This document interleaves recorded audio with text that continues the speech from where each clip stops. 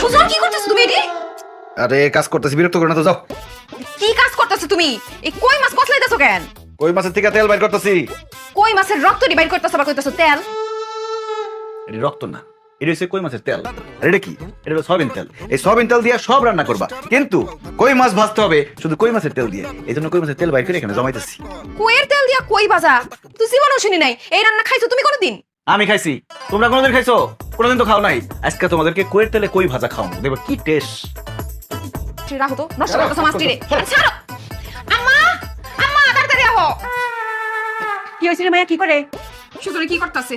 কই মাছের তেল সিপরা বাইর করে এই কইয়ের তেলে বলে কই ভাজবো। ও সুজন, তুমি কি হরো?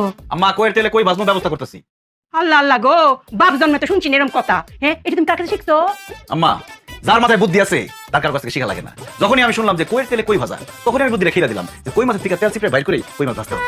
জামাই, তুমি মানে সারা দিন বেলা আমি খালি একটা কথাই কই, তুমি গিয়ে ফুটবল খেলো, ক্রিকেট খেলো, লুডো খেলো, ক্যারাম খেলো, কিন্তু জামাই এই বুদ্ধির খেলটা তুমি খেললো না যে। আমি তোমার মুরব্বী লাগি না? আমার মুখের দিকে ছায়া কই মাছটা একটু রেহাই দাও, একটু সাইডে দাও। এমনি কাজ হইব না। এই রাখো তো, এডি রাখো।